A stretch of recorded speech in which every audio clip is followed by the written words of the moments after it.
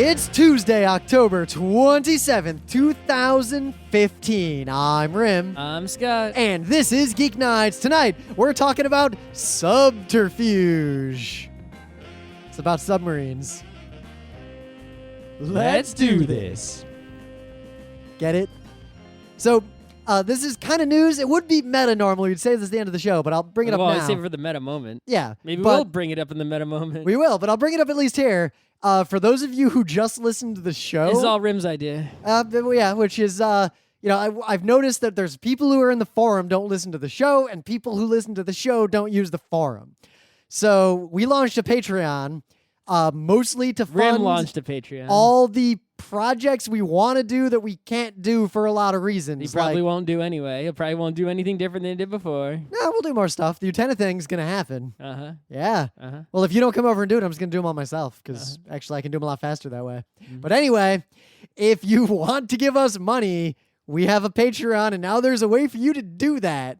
And if we hit $300 a month, our first little goal, I put goals in there, then we're going to release all the beta episodes of Geeknights, which a listener just now messaged me and found them online. They're not hard to find. It's just just common sense URL pattern. Little bit of thinking. Got to know some stuff. I've given all hints that I'm ever going to give in that forum thread, and some people figured it out. But I looked at what's in there. I think I have more episodes that we never put anywhere. I don't know about that. Well, I have a lot of I have all the FLAC files from the original days, but anyway. That's interesting. Yeah, I'm going to do a comparison. That those were all that there was. I'm going to figure that out for sure, and if we hit that goal, I'm going to publish them for backers, like, one by one with commentary, and I'm going to remaster them as much as I can, because the MP3s we uploaded. Do podcast commentary. That's not... No, I'm going to introduce them like, okay, here's the deal. Okay. I don't want someone to listen to one of those and be like, this is fucking Geeknights? This is what you guys listen to? Because they're not good. But yeah, I don't understand why even people give us money for this. Like, why? Why? Yeah, well, honestly, we'll get into it more. We'll talk about it in the meta bit. You should probably cancel your Patreon contribution. We also, we are reselling the original Geeknights t-shirt. Why not? See, that's even crazier than paying for Geeknights. I mean, Geeknights will at least entertain someone better than some other podcasts. I mean, there are definitely better podcasts than Geeknights, but there are also many, many that are worse. Yeah, not gonna lie, I can't Geeknights listen is to most bad, podcasts. but it's still better than most podcasts.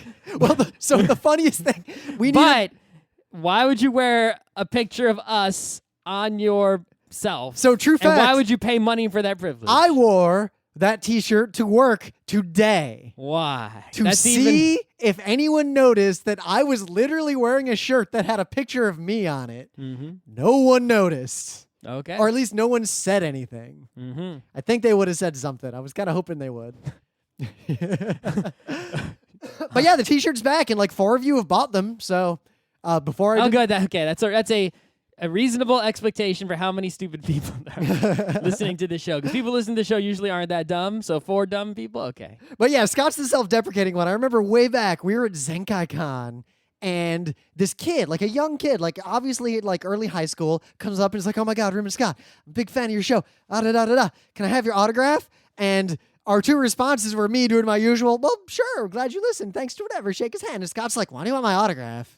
That's stupid. Autographs are stupid. What is wrong with Don't you? listen to our show. Why do you want this for? But I needed a video to put on the Patreon, so all I did was string together us introducing ourselves at a whole bunch of different panels over the years. That's a good video. We always do the exact same shtick in the beginning of every panel, and I never really realized it until I watched it go by. What I put in that video is a small fraction of the dozens of almost identical things we've said over the years. It's a good video. Yeah. And the only problem is the quality of the video gets worse and worse and worse as I go further back. But anyway, in the actual news, it's Tuesday. This isn't the meta part. We're not supposed to talk about Geeknights other than during the one specific part of Geeknights. Gamergate's back in the news a little bit. Why are you talking about them? Because this is actually worth knowing about. So South by Southwest is a convention. It's not really a convention. It's Well- this thing that sort of takes over Austin and messes up the town for a few days. Now remember, and it's really weird. It's not like any other. I mean, I've never been to it. well, so I like don't know. MagFest. MagFest isn't a convention either. It's a festival. Whatever. MagFest is like conventions despite its name, right? Yeah. It just happens to have concerts that don't stop. Its schedule's a little different. But South by Southwest is like it's spread out all over town with these separate events. You know how PAX, there's sometimes like corporate events outside of PAX, right? It's South by Southwest, for what I can tell, is a lot of things like that.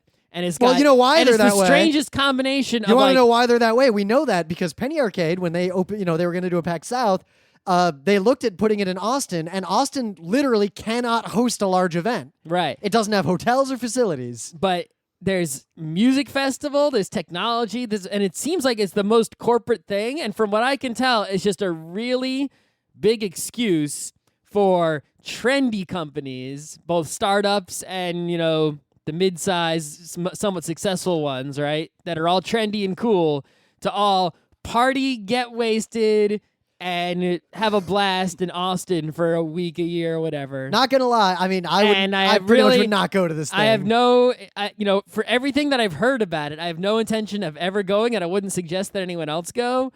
But I don't know that. I've at the never top been, so I could be wrong. On the Wikipedia page, growth to the festival has brought concerns of violence and safety.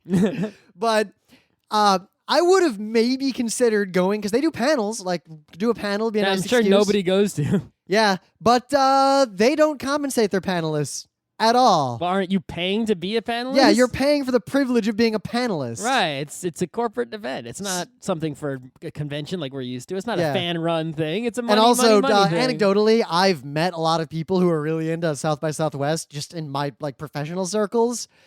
Most of the people I know or have met, I hope they're not listening to this, who have been to South by Southwest and like it, are the kinds of people I would never want to be alone in a room with. Not the highest caliber people, by and large. But anyway, they do have panels, and apparently the way you submit panels to South by Southwest is so stupid. It's on the tier of that Reddit convention that failed. Not Reddit. Tumblr? The Tumblr convention that failed. That shall not be named. So basically what happened is some people submitted a bunch of panels, and some of the panels were talking about like harassment in games and things. And I think like Brianna Wu independently had a panel she wanted to do. Like people were just submitting panels.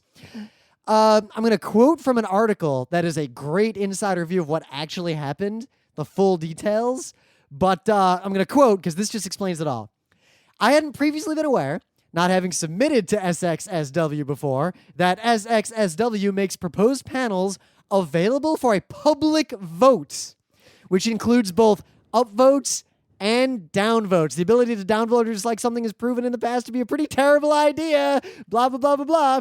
If you let the public choose your panel schedule, every convention is going to be 4chan the convention. Can you imagine PAX if they didn't have the super smart people they have just picking the panels? If they actually were like, hey, internet, vote on what panels you want from this list. 4chan the panel, 4chan the panel, 4chan the panel. So basically, the gomergate morons flooded this thing with death threats and nonsense and voted down all the actual good panels. None of those people are actually going to go to South by Southwest. Shouldn't you at least have to have a South by Southwest ticket to be able to vote? I don't think so. Yeah, that would make sense, right? If you only let people with tickets vote, then you might actually succeed with this plan. It actually could work. Basically, South by Maybe. Southwest did nothing to deal with the ridiculous, violence-threatening screeds that were being posted in the threads about all these panels, and then they canceled all the panels that were getting this controversy. Basically giving the Gomergators a win by canceling all the harassment-type panels that were going to be at this convention. Wouldn't a thing to do to be cancel all the Gomergate panels and then make those good panels win by default to make so the Gomergate South by Southwest people lose? appears to be run very poorly. I mean, if someone says, hey, Scott, we're going to threaten you, don't play Counter-Strike anymore, and I say, okay, I won't play Counter-Strike anymore, and I just play TF2. Well, then I'd threaten you to stop playing TF2. I just gave them what they wanted. Shouldn't the response be, fuck you, I'm going to play extra Counter-Strike. The thing is, this would happen at any convention if you let the internet vote. The answer is I think, I don't say any, right? I think if any large convention that was in any for way, example, if we had Kineticon, if we let them vote, only people who had tickets vote. okay, only people who have already pre-registered. Only for the people who con. have pre-registered, members of Kineticon. If we let them vote, it wouldn't be perfect. There would be problems. For example, they would probably vote in some Homestuck panels that we don't want, and they probably not because they're Homestuck, but because they're just ask a Homestuck Right. nonsense. Also, they would probably There'd be a lot of fan crap. the largest community, right, amongst all the nerd communities would probably dominate the schedule. Right? All For cosplay panels. Right. So like if the cosplay community was bigger than the Doctor Who community, then they could fill like the whole schedule with cosplay panels. Which would be a problem because while cosplay is a huge part of like Kineticon and lots of cosplayers attend, and like it's a big part of the con and people are really into but it. the It's proportions would be off. You'd have like if just people don't go to the cosplay panels. That's why we don't obviously, schedule but like them if anymore. 50% of the schedule would be cosplay panels, but cosplay just outnumbered the other geekeries, Yep. like maybe 20%, and all the other ones. I'm were just like saying a it would be an 10. adverse selection where that community would get their content in, but yet their panel content is actually Right. not well attended or popular. And also a few panels that should happen despite no one going to them, like dog mushing probably wouldn't happen at Yep. all. I mean, also, like, no honestly, votes. I see all the submissions. I would not be comfortable as a person responsible. But it wouldn't be as bad as the South by Southwest let the internet vote. No. That's what I'm saying. It shouldn't do it, but it wouldn't be that bad. It So- would just be bad. One, if you're a prospective panelist, never perform at a convention that won't at least comp your badge ever. Like, fuck that. Yeah, and also if they make you pay for pretty much any, it's like you're working for them. They're putting on a convention and they need entertainment to get people to come to it. So usually when you're at a convention, you pay special guests money to fly, stay in a hotel, and be at your convention. And you advertise this person is going to be here that you paid. You paid their appearance fee, and now people are going to buy tickets to cover that fee to come to your convention because they want to see this famous person. If you're not as famous, a convention isn't going to want to pay you a lot of money because you're not really increasing their ticket sales. But you are still working for them. You are providing entertainment to their paying guests. And you're providing ticket sales for the next year. Right. You're doing work and giving them your time and effort for them to profit by selling tickets. You should not be paying them for the privilege of working for them. That's like if I went to a diner and I said, hey, let me buy some pancakes, and then I went in the back and made the pancakes with ingredients that I brought and sat in the diner and ate them. That is not a thing that you do, nor would anyone with common sense would not do that. So why I made this a news on a Tuesday is one, it just happened and it's still evolving. Like apparently BuzzFeed and now Vox Media and The Verge all said that Vox they're gonna, is The Verge and Polygon. Yeah, but they're like each of them had separate like sets. Like they're all running panels apparently. They all said they're gonna pull out of the convention and just not perform now. They don't need to be there. They're not increasing the ticket sales. But who's going because they're there? The moral of this is one, PAX, the gaming conventions, are the best run fan conventions in the world. Like there's so every problem that a convention like this has is solved by just looking at PAX and doing things the way they do them. And that might sound like we've drank some Kool-Aid, but if you've been to a PAX and then been to like some anime con, we've probably been to more conventions than almost everyone listening, if not everyone listening. So we know better. All right. But number two, the gomergate nonsense is far from done and is still a huge problem. It's not. It's a very small number of people, relatively speaking, who are very loud. But they're causing these huge problems because there are morons out there. They're basically taking it. It's like when you play a board game and there's one player who's a noob and they don't know what's up. And if you're the troll player, you can totally just bowl them over. But that's what's happening. Is South by Southwest is the noob in the board game, and Gomergate is the troll who just bowled them over. And it's like South by Southwest is the example of because they're unprofessional, they had their shields all of down. us, right? All of us, we're all the other players in the game going, no, you're one shitty player ruined the whole game. It's It's like, guys, lock your door. Just lock it, and they can't get in. Right? We have to get everyone's skills up to, keep the fortress safe. So insecure. yeah, but If there's one of the guards at one of the drawbridges doesn't know how the drawbridge works, it's like, fuck, who put you on guard duty? there's a big hole in the wall, and the drawbridges can't be drawn up at South by Southwest, apparently. No, so don't go there. Yeah. That's an unsafe fort. But that roiling mess of like basement-dwelling Gamergate morons is there, and if you let the shields down, they do still come in and cause problems. Yeah. So you got any news? It's Tuesday. I don't have any news because there's a whole bunch of little gaming newses. Like, for example, Fallout 4 is like imminent, and they finished all their cute little videos. Oh yeah. And I really want to play it, but I'm waiting for the Game of the Year edition for $10 or whatever. That's going to be in Steam sale 2016 holidays. Smart money. Right. I mean, why would I pay $50 now for the same exact thing next year for $10? Yeah, I learned that lesson with Fallout 3, and then like the way Fallout better 3 was version. literally the game where I learned the lesson. So there's no way I'm making the mistake on Fallout 4. If anyone though wants to gift me a copy early, I would play it now. I'm down with that, but I'm not paying. Wait! You don't want people to donate money to our Patreon, but you want them to just give you games. Giving me a game is not a waste of money because you would get your, Fallout review real early. Anyway, some other games like Doom is coming real close, and some other stuff. Oh, the Blizzard TF2 clone Overwatch is like beta now, right? Because it's holiday season, all the games are coming out of the woodwork. Mario Maker got a big update that adds the important checkpoint feature. Yep. A little flag in the middle of the level, so if you get through my really hard part, I don't make you do it again because I'm not that evil. Anyway, but I don't have any significant gaming news, so I'm going to do some Geek Bite on a game I played that Rim did not play. That I'm going to play soon. We'll probably do a full video. So we saw show this on it. game at PAX Prime in the Mega Booth on the last day of PAX. And we did some video of it, though I think some of that video may have been lost. I'm not sure.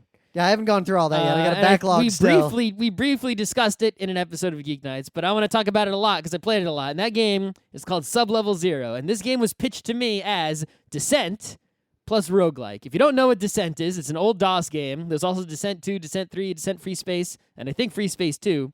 But it was a game. It was the first game and only game that I played that wasn't VR. They gave me some kind of motion sickness, though it also cured my motion sickness because I just forced myself to play it for 5-10 minutes, and then I was fine with it, and I haven't been motion sick playing a game since. And the thing with Descent is it's basically an FPS, except there's zero gravity, so you can rotate in any direction, pitch, yaw, etc., left, right. You can translate in every direction, up, down, left, right. You can barrel roll in both directions. Do a barrel roll. And you can thrust forward, reverse, go straight backwards, and also afterburn and go super fast forward. So you basically have complete 360 control, and most people can't handle this. But it was an awesome game. It was a lot like Doom in that it was the kind of FPS where you go around a maze, fight bad guys, get keys, open doors, find secrets, that sort of thing. And had the best music. Descent 2 especially had just freaking rock music. It was fucking awesome. It was just, you could just take the CD and put it in a CD player and listen to it because it's, DOS game. But this game, Sublevel Zero, is Descent. That same full free space movement inside a maze, but it's a roguelike. So that maze is procedurally generated. And bad guys are inserted into it, and you get loots. And if you die, you're going to start the whole game over again, just like NetHack. There's definitely been a, roguelike plus X trend and for let me about tell a you, year and a half or two now. So let me tell you about this game. First of all, right, the controls in this game, the most important thing, are better than any Descent game I ever played. They polished those fucking controls. How you playing it? Mouse keyboard. Okay. Right? They polished the fuck out of it so hard. It is so smooth. It is like I have no control complaints whatsoever in any way. Right? Number 2, the difficulty ramps up quite a bit. The way that, it's like once, basically I can't get past, you start on Sublevel 0, then 1, 2, 3, 4, 5, and that's the end. The boss of Sublevel 2 just kicks my ass, and there's some bad guys that are just really fucking nasty. I wonder if they're going to adjust them, or it's a roguelike. It's supposed to be nasty. Just fucking deal with it. Either way.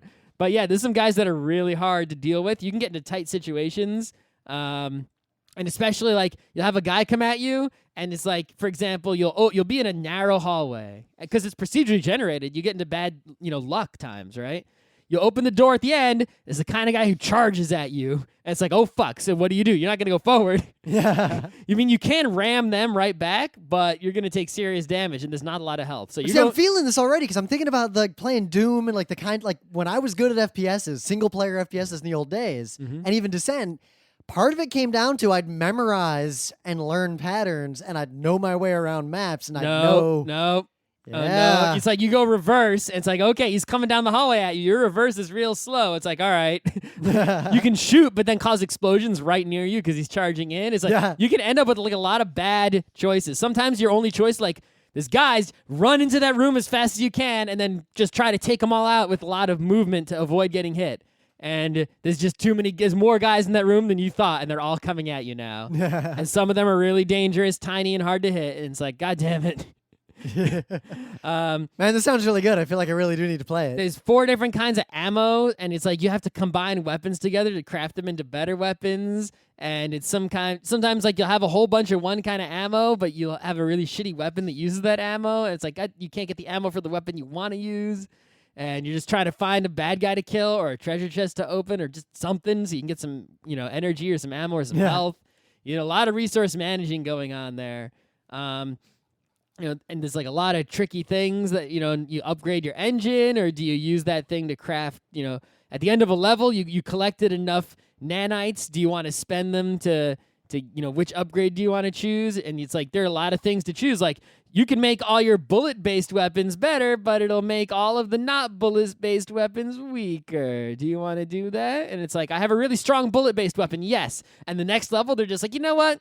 Fuck you on bullets. No bullets for you. Nope, no bullets this time. Thing is, you're just running out of ammo for that gun. You're like, fuck me. Some people will complain about that kind of thing, but for me, like a roguelike, like I still play Crypt of the Necrodancer. Like, I like that game a lot. Okay. And sometimes you just get completely fucked. That's kind of the point of a roguelike. Like, there might be bad news behind that door. But this roguelike, because it's Descent, is not just bad decision, bad luck, bad procedural business. If you have skills, it really doesn't matter. If you have super Descent skills, even better than me, because I'm not the greatest, you could probably just dominate the whole game because by dodging and moving and shooting and, because like if you don't get hit, well, you don't have to worry about not getting health. And if you kill guys quickly, then, with really accurate shots, you're not going to run out of ammo. So. Yeah. Well, I mean, Crypt of the Necrodancer, if you just are good at patterns, don't mess up, like everything's easy, and you'll just win. Just move right. But yeah, I'm pretty sure the Descent games themselves are on GOG. So I highly recommend you play those if you haven't, and you can overcome the motion sickness. I could play those again, maybe, and we could do a show on Descent. Descent. I mean, okay, Descent is exactly what I just said. Yep. With, not procedural. Not procedural. The plot of Descent is actually really awesome. It's sort of like this terrible Secret of Space situation where you're like this dude, material defender, and all the robots that work on all the space mines and asteroids and things have all gone crazy, and you basically are sort of a bounty hunter who's been hired to like go and fix all the broken mines to restore the galactic economy. I don't know. But it's like there's plenty of terrible Secret of Space going on. It's really weird. Yeah. But because the Descent levels are handcrafted, there's secrets and things, and the levels are just really amazing, especially in Descent 2 and the music. Anyway, Sublevel Zero, play that game on Steam.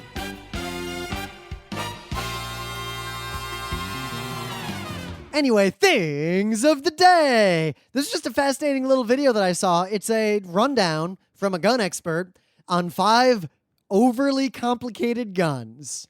And it's... How could a gun be overly complicated? You put in bullet, there's revolver, bolt action, automatic. What kind of bolt, Scott? Open bolt or closed bolt? I'm just saying, none of these kinds are overly complicated.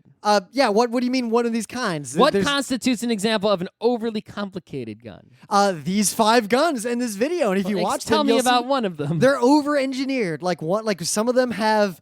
I'm not an expert on guns to this degree, but like one of them has this complicated mechanism of loading the cartridges up into the gun. It's this pistol, but as a result, you actually load them backwards into the clip.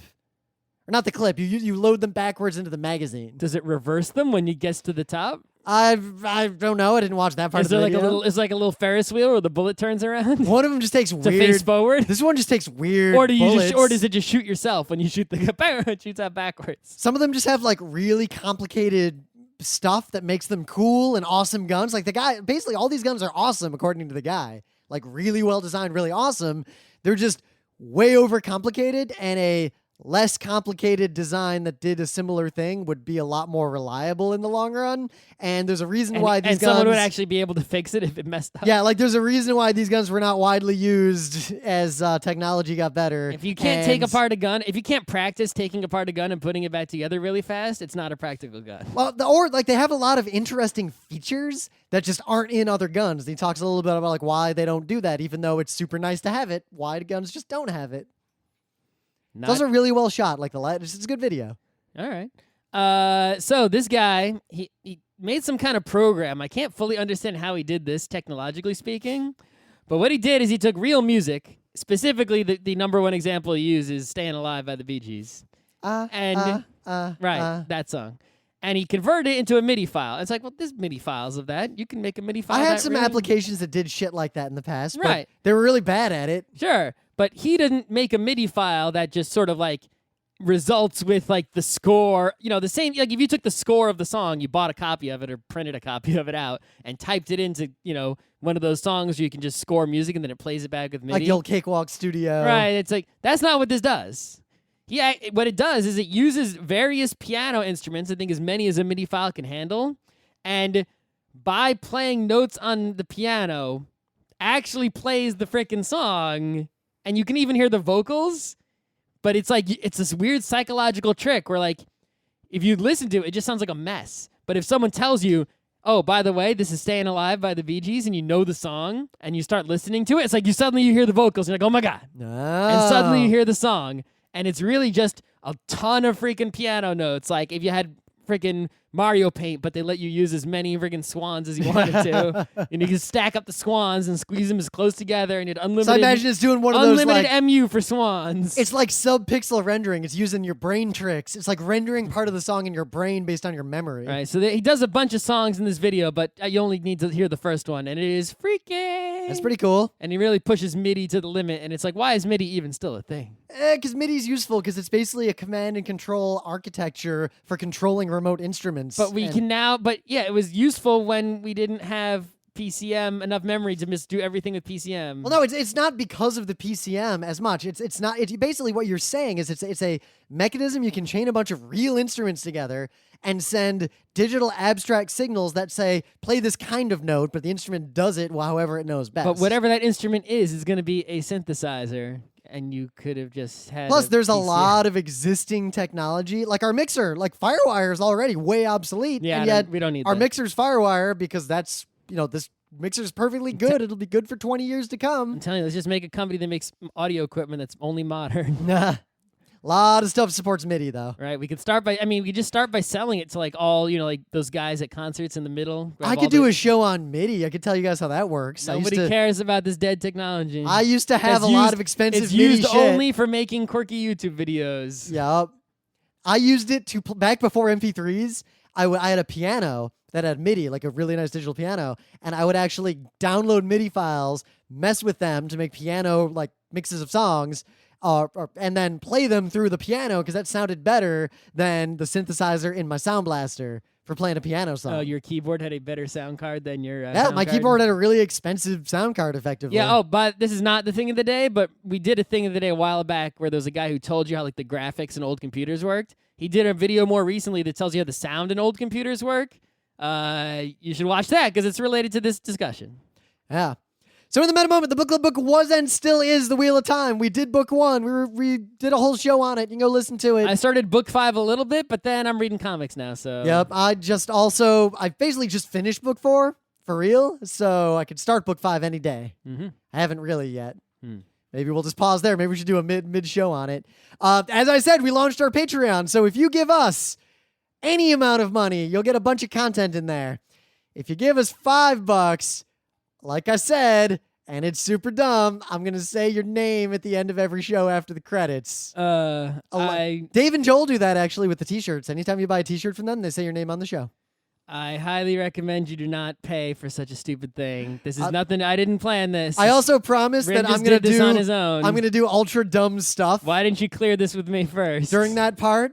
So dumb stuff and names of people will happen after the credits. So if you already gave us money, you can listen for that. And I'm gonna say your name. If you give me $10, I will make fun of you. So guys, For we have, being so dumb as to give me $10 a month when you probably need it more than I do. there are several people backing us at $10 a month right now. What is wrong with you? But also, Unless we have- you're really, if you're really rich. First of all, if you're rich enough, you can spend $10 a month on Geeknights. I mean, that is almost the cost of Hulu, which is $12 a month. Are you crazy? But Think about what Hulu gets you: the greatest movies and some of the greatest TV shows to ever exist. So guys, with no commercials. I'll skip and all you're the way giving up. me just Geeknights only $10. You must either be fabulously wealthy or dumb. And if you're fabulously wealthy, give me a lot more than $10, you cheap ass. So one, Scott's really making the hard sale here. But more importantly, we do have one of our milestones at the top here. If you guys scrape together $20,000 a month, we'll do Geeknights full time and quit our jobs. So Yeah, probably. But I'll commit to it. That'll happen. if you're so rich that you have $20,000 a month, just hire me. If we had 20,000 fans who gave us $1 a month, we could quit. If we had 20,000 fans, we wouldn't need even them to have Patreon. We could just sell things, valuable things. Well, and like our Geeknights t-shirts that we're That's- also selling now. it's not a valuable thing. I like this guess t-shirt. it's better than Patreon. Plus, look, but- I did the thing on the back that we couldn't do before because we were cheap. But like, we could just make, a product and sell it to them. Well, maybe we'll make that for them. Anyway. But yeah, that is enough talking about things that aren't Subterfuge, because this is a game that we kind of all decided to play in the forum on a whim. So there was a game, and it's still around. Actually, it has a sequel we've never played. Oh, Neptune's Pride? Called Neptune's Pride. We might have done an episode on this game. I did not play it. I just You knew didn't play it? No, I didn't get into it. I was busy. Oh, so Neptune's Pride. I know about it. I just didn't play it. It was with a you game we guys. played online, and it had an interesting business model where you'd like almost pay for play. Like one person would pay, and everyone would get to play. It's like if I put a quarter in the arcade machine, and everyone gets to play Gauntlet, right? But the idea of Neptune's Pride was that you're in space, and you spawn. You had some planets. And you could order ships to fly from planet to planet in groups of however many number. And it wasn't complicated like Master of Orion customizing ships. It was just how many ships. So you would say like, oh, I'll send 100 ships from here to there. And obviously if there was uninhabited, you would take it over and it would start producing ships. And if there was inhabited by you, it'd just be like, okay, you docked to your base. And if it was inhabited by someone else, you fought. And whoever had more ships won, and then the remaining ships would still be there. But anyway, so think of these as like RTSs, but distilled to their fundamental elements. Right. Now, the thing is, with Neptune's Pride, is that the ships moved not in real time, but also in real time. Not in real time as in, this is how fast ships move in space, but as in, it would say on the screen, it will take 3 hours and 40 minutes for those ships to get there. No one thought you were saying they move in real time in space like real spaceships. But in 3 hours and 40 minutes, that's when those ships will get there. So you're basically checking this game 24/7 or every once in a while to make sure nobody because if somebody springs an attack on you and it takes 5 hours for those ships to get there and you didn't check the game in those 5 hours, you just got blowed up without realizing it. So you have to check at least, you have to say, okay, if anyone attacks me, the soonest they can hit any of my planets is an hour. So I have to check hourly to make sure there's no sneak attacks. But anyway, so this Subterfuge game that we got into, very similar, even more distilled. But it fixes all the problems of Neptune's Pride as far as I can tell. It is described as a week-long game of strategy and diplomacy because the time frames are, like, if I want to move guys from one of my bases to another outpost, the time might be like 40 hours. Yeah, it's a lot longer. So here's what Subterfuge differs from Neptune's Pride and how it fixes it. Number one, in Neptune's Pride, it was in space. So you might be positioned at the start of the game like on the edge. So you're only facing like one person to like the left of you if you're on the right side, maybe someone below you and or above you, but someone's in the middle and someone else is off. Like it's like the positions are very bad. Subterfuge, it's a planet made of water and you all live in submarines instead of outer space, but it's the same goddamn thing. It doesn't matter. So but everyone is surrounded. The planet at the start. The planet is round. You can wrap around like Pac-Man in every direction. So everyone is equally surrounded on all sides by everybody. So there's no bad positions, really. Right? The other thing they fix is that it's not just a numbers game, right? A lot of times Neptune's Pride was like, well, I have more guys than you. Deal with it. You're going to lose. Yep. Here, every once in a while, everyone, no matter what, gets a specialist. And if you get you can choose from among 3, and you know which 3 are coming up next to choose from. And specialists are really powerful. Like, there's some specialists that are just, like, worth 20 ships in a battle, but they keep fighting. As long as they don't die, they keep giving. Yep. They're ultra powerful. They're really powerful. This ship just moves twice as fast, 3 times as fast, I just got one that extends my sonar range. It's like, I don't have any fog of war really anymore anywhere that matters for me, because I can see so much further than everyone else who doesn't have that specialist already. But the biggest change in that regard to make it not a numbers game is that if I had to say what this game is most like, it's most like the board game Diplomacy. Yes, it's most like it fixes diplomacy too, because really, this is a vote who wins game in the end, right? Neptune's Pride had some flaws in the vote who wins because your votes were limited by your, numbers or your position. Now, you can pretty much vote for I can't vote for the one person I can't get near, the person I want to vote against so badly. You need to vote against that person anyway. I want to vote against them so badly, but I can't they're so far away, I can't do anything about it. Maybe I'll give you a base near that person, and you can send your fleet there and then reconnoiter. Yes, and leave my bases open for you to take back that I took from you. I need that factory back real bad. No, I took that factory with my superior might. So the game has a very clever chat thing where you can start a chat between you and any combination of other players. So I started so at one point someone started a chat with everyone except one player, and that was the war room of how do we get this player out of the fucking game. I have a chat with just one person. I have a lot of chats. Yep. Everyone's chatting me up. But I have a chat of one alliance, I have a chat with another alliance, and they're not the same people. I have 2 chats, one with 4 people and one with 3 people, because that 4th person's dangerous. Luckily, they're about to be eliminated, I think, so I don't have to worry about them as much anymore. I have a lot of chats.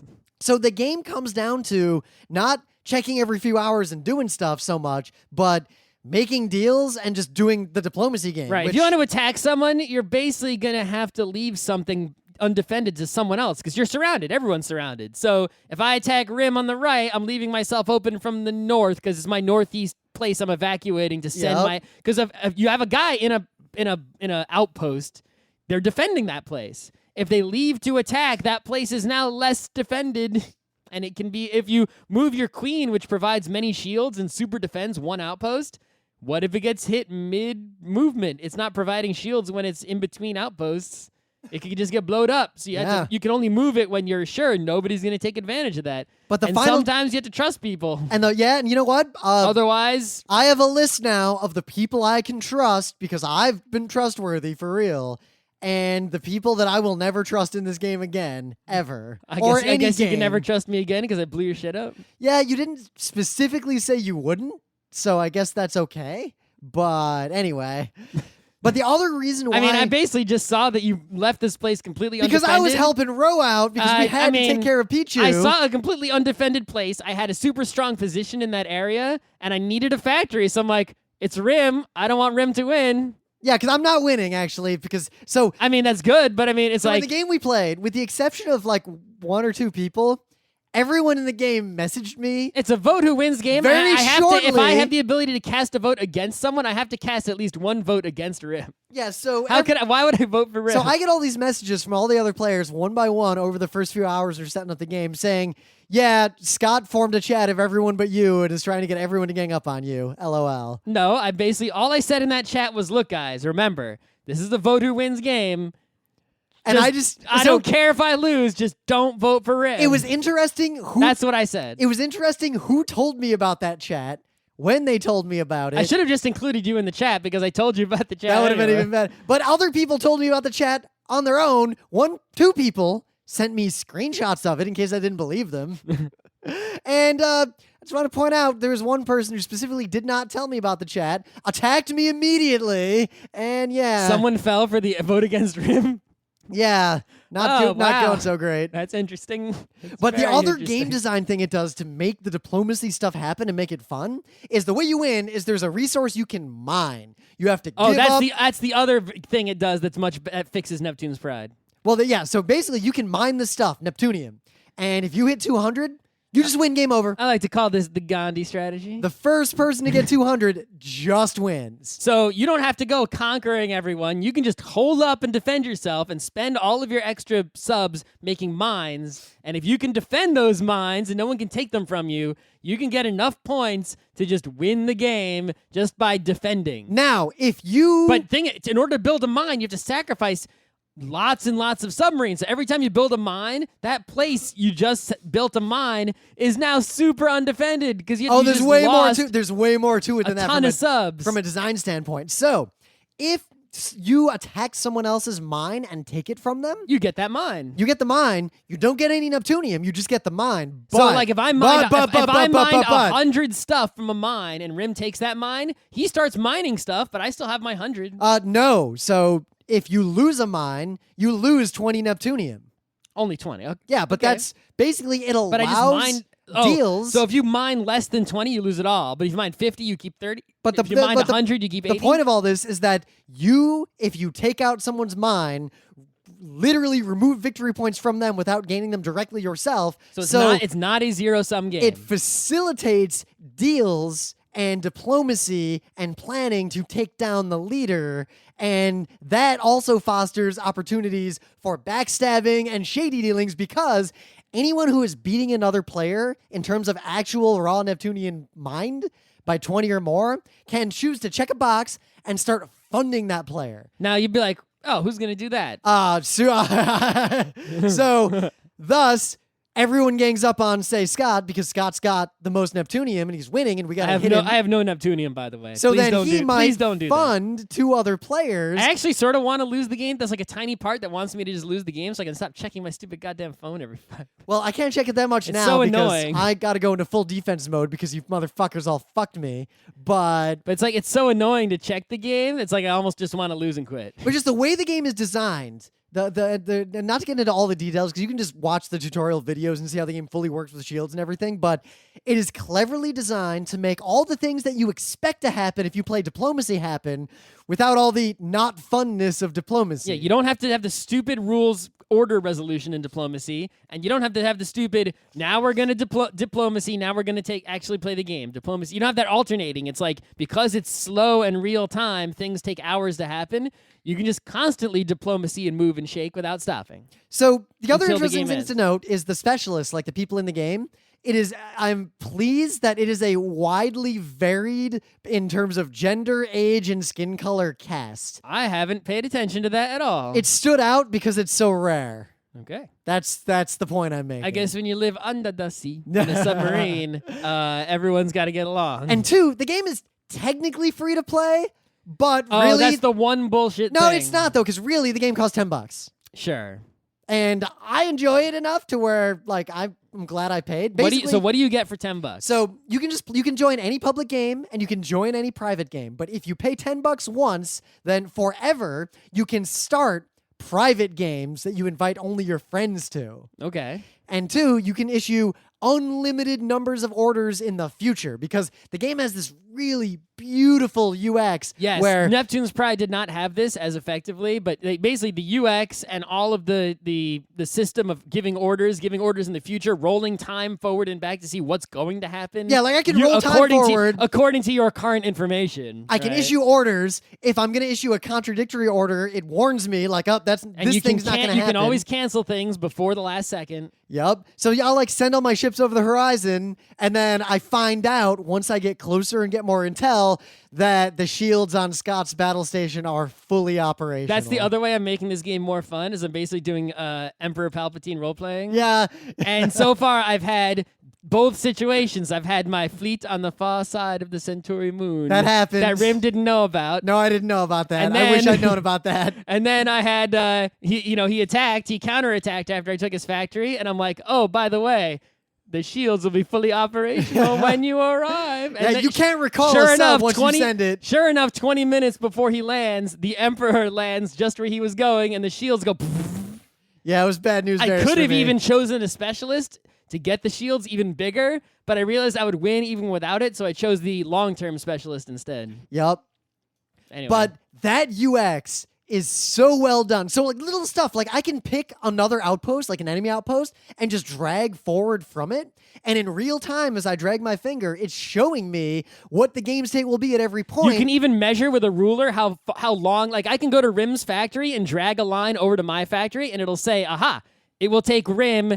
If he gives the order now, this instant, it will take him 14 hours to reach me. And it'll show you the game state at that time. Yeah, and then I can measure with my own thing and be like, well, if I attack that now, leaving this spot open, I can then move these guys into position to defend my open spot before 14 hours. So Rim can't, if he tries to attack when I leave it open, he will run into a fully operational shield he didn't know was going to be there.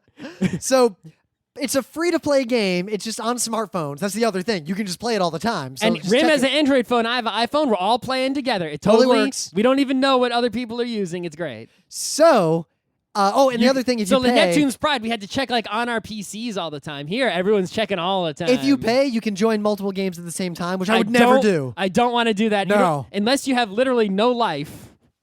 I don't have enough life for one game. I'm playing two. But honestly, it's pretty fun. Like, I'm actually kind of into this. I'm going to play this. Everyone else seems like they're way more into it than I am. I'm just sort of like playing my game. So I will commit to running. Pretending to be the Emperor. I'm going to pretty much continuously, each time a game ends, I'll start a forum game and I'll invite you guys and I'll just keep playing this for the foreseeable future. I'll play it during times of the year when I have time for it. Yeah, once summer comes again, we're not going to play this much, but... The game is fun, and you can play it for free. So I do recommend you check it out. And it sends you notifications when shit's happening. So you could actually, if you just... It's ominous. I'm laying there. I was about to go to bed If you basically night, only look at it when you get a notification, you will do very well. But suddenly my phone buzzes a whole bunch. I'm like, what the fuck? So I go look, and it's all these notifications of 40 drillers appeared on your horizon aimed at. I'm like, oh, no. Oh, no. Oh, no. Yeah, but sometimes the notification, like I got one today that's like, you can see someone has 30 drillers and a specialist that you just never saw before, you can see now. And I open it up and it's like, it's so far away going to their own planet. And it's like, all right, but I didn't need a notification for that. I take that information and give it to certain people who then act on it, and things work out fine. This is like in someone's internal territory where you're never going to go. Yeah, because I saw a martyr hanging out somewhere, and that's some scary shit, because martyrs can destroy entire outposts permanently. Whoa. Yeah. How does that work? If they're in a combat, everything within a radius is destroyed no matter what it is. Couldn't you see the martyr coming and just abandon the outpost? So here's the thing. Say I had sent a ping. I got one sub going toward a place, and that place had sent a martyr at me earlier unbeknownst. Wherever they collide, whatever's nearby, which might be an unrelated outpost. Oh. Yeah. Yeah. So wherever the martyr gets killed, he explodes? As soon as I found out there was a martyr and someone warned me it was there, I sent a single submarine with one driller from every one of my places that had guys to every one of that player's places just to make sure there's no way it could come after me. And if it blows up somewhere because of that, that's going to be so fucking hilarious. Okay. The game is super fun. Yeah, I should have sent those one sub pings at the game start. Yeah. Well, now I know a lot more. I really look forward to the second game of this. Mm-hmm. And I'm going to continue my never lie strategy.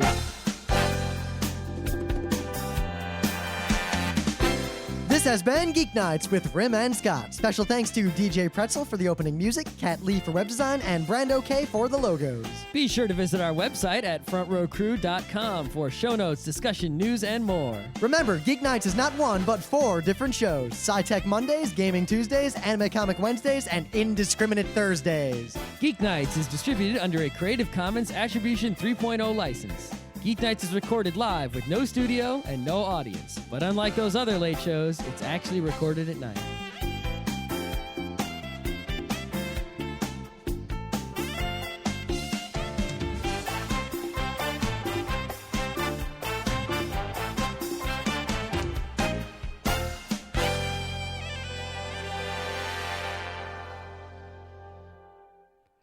So, as promised, the text of our Patreon does say, and I quote, "This is super dumb, but if you support us this much, Rim will say your name at the end of each episode after the credits, along with something ultra dumb." So I'm going to read these every time in order of the amount of money that you are giving us. So if you want to be at the top of the list, I guess you could add another $1. James David White, Kristen Kuntz, Jessica L. Barlow, Mechanical Mind, William Eisenrose, Chris Midkiff, Chris Knox, Flame Darkfire, Samuel Cordroy, Daniel Redmond, Chris Haddad, Doug Snyder, Sean Klein, Chris Reimer, Thomas Hahn. There is one more person who would have qualified, but they are listed as not wanting the reward. So if that person feels sad that they were not listed here, just email me and I will take care of that on Thursday's show. And now, your dumb thing. As long as I wear this, I'm able to cast 3 spells simultaneously.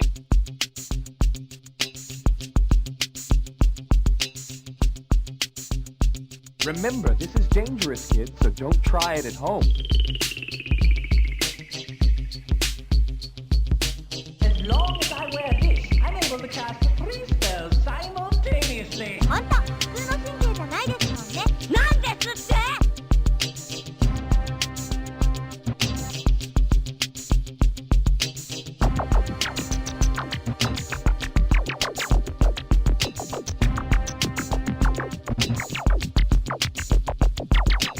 まずね、この門にファイヤーボールをどことぶち込んで、まずね、この門にファイヤーボールをどことぶち込んで。それは秘密だ。それは秘密だ。ほんと普通の神経じゃないですもんね。なんですって。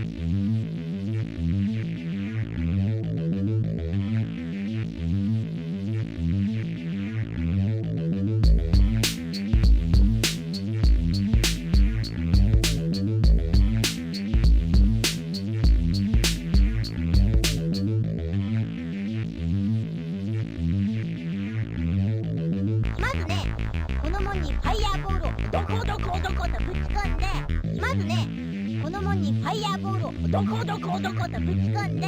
Remember, this is dangerous, kids, so don't try it at home.